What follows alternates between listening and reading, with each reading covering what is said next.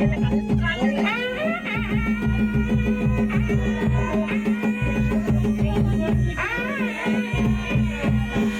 गांव में सुबह एक अजीब सी सेक्रेड एनर्जी थी। वही मिट्टी की स्मेल, वही ठंडी हवा और बीच में ग्रूम की हल्दी की तैयारी। मैं और मेरे हस्बैंड के बड़े भाई की वाइफ दोनों को एक स्पेशल जिम्मेदारी मिली, ग्रीन वाली पोतली ग्रूम के सर पे रखने की। पहाड़ों में इस रिचुअल को शगुन की चादर कहा जाता है। Green symbolize prosperity. माना जाता है जिस घर से गंदम और धन की महक आए उस घर की नसीब कभी खाली नहीं होती।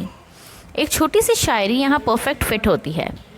हल्दी के रंग में रंग कर रिश्तों का रंग गहरा हो जाता है। पहाड़ों में शादी नहीं होती, शादी एक सांस बनकर घर में उतर जाती है।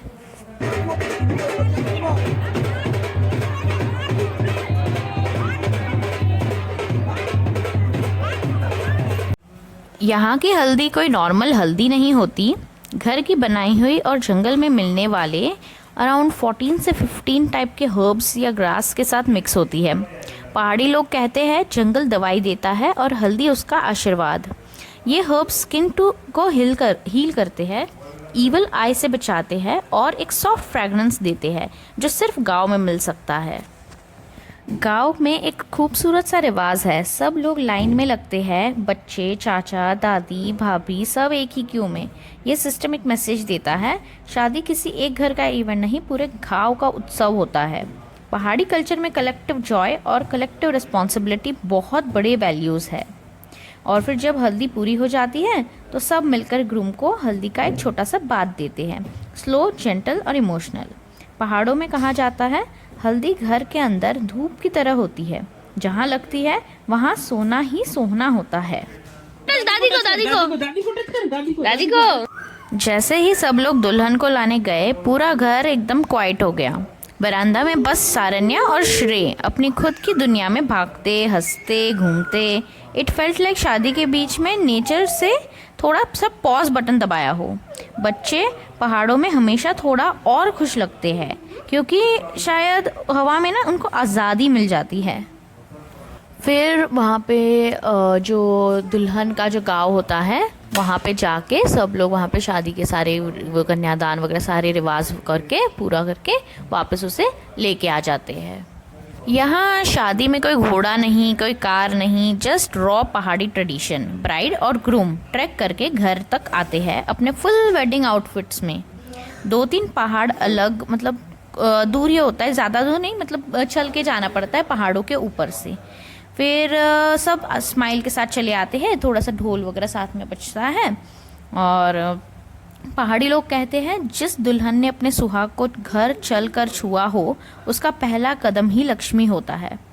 और सबसे इमोशनल चीज़, ब्राइड के घर वाले उसके हाउस होल्ड आइटम्स जैसे कि बेड, सोफ़ा, कपबोर्ड, सब कुछ जितना भारी हो वो सब उठा के लाते हैं पीठ पे अपने। इसे कहते हैं गावना का भार, सिंबलाइजिंग कि बेटी कहीं भी जाए उसका घर उसके साथ ही चलता है। हाँ हाँ, सगळे लोग आता डान्स करणार आहे, म्युझिक करणार, मस्त मस्त। इथे बस, इथे बस बस। अच्छा। जैसे ही ब्राइड पहुंचती है सबसे पहले उनके पैर धुलाए जाते हैं।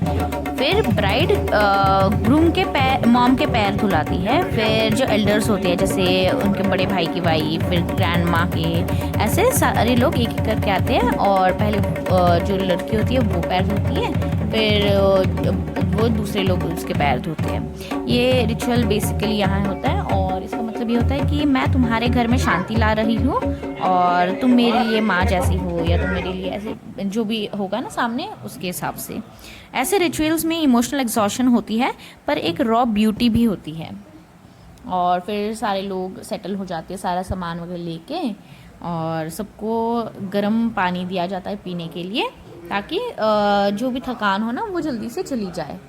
और जैसे ये पैर धुलाए जाते हैं ना, साथ साथ में पैसे भी एक्सचेंज किए जाते हैं, जैसे शगुन माना जाता है ना वैसे, या पहली मुँह दिखाई या ऐसे जो भी होता है उस हिसाब से ना पैसे दोनों साइड से एक दूसरे को मिलते हैं।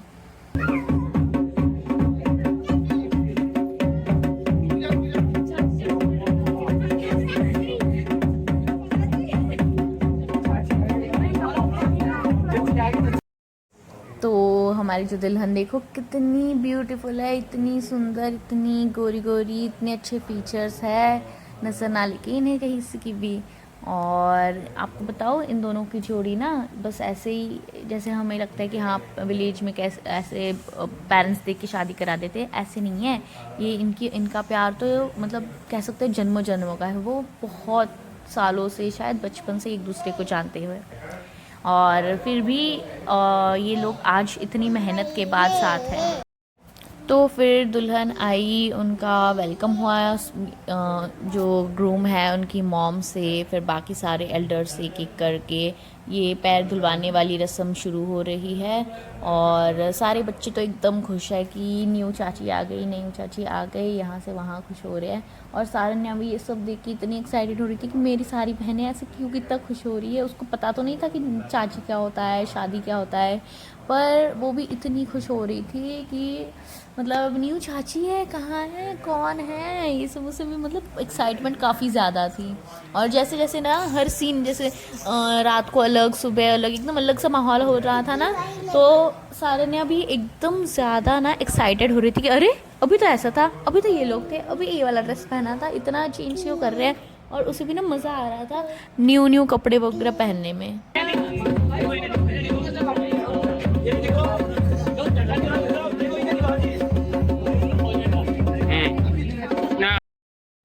तो सबसे बड़ी बात तो मेरे लिए ये थी कि यहाँ की शादी तो मैं पहली बार देख ही रही हूँ, बट कहीं की भी शादी मैं ज़्यादा ना इन्वॉल्व नहीं होती थी जब तक कि मेरा खुद का शादी का टाइम नहीं आया। और पहले मुझे इंटरेस्ट नहीं था, तो मेरे शादी के टाइम पे मुझे इंटरेस्ट नहीं था ज़्यादा कि शादी क्या इतना सजना धजना। पर जब हो गई ना उसके बाद जब मैं दूसरे लड़कियों को देखने लगी ना, फिर मेरा ऐसा मन होता था कि यार काश मैंने एक बार, तो लाइफ में एक ही बार होता है, काश मैंने कर लिया होता। बट मैं दोनों चीज़ों से खुश हूँ। अगर नहीं भी हुई, पर हमने ना वही पैसे, वही सारी चीज़ें ना, बहुत कुछ दूसरी चीज़ों में हमने यूज़ किया। तो मेरी शादी तो एकदम सिंपल सी थी, बस मैं, मेरे पेरेंट्स और मेरे हस्बैंड अनूप और उसके पेरेंट्स, हम सारे मिले थे। और हम सारे सब ने मिल के छोटा सा फैमिली घर में ऐसे फंक्शन टाइप किया। और हम कोर्ट गए थे और कोर्ट में जाके हमने रजिस्ट्रेशन करवा लिया, बस वही था। बाद में हम डिनर विनर पे गए, जो कुछ 2-4 फ्रेंड्स थे उनके साथ, बस दैट्स इट। हमने और कुछ किया नहीं। पर उस टाइम तो हमें रियलाइज़ नहीं हुआ, बट अब हमें ना ऐसी इच्छा है कि हम वापस से सब करें।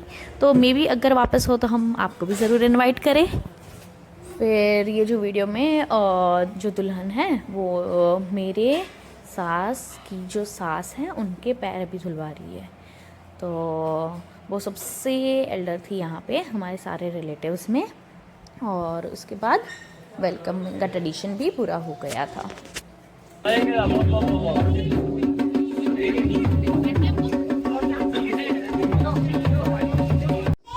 फिर शादी के बाद सब जब साइलेंट हो गया, सब बहुत सारे लोग अपने अपने घर चले गए।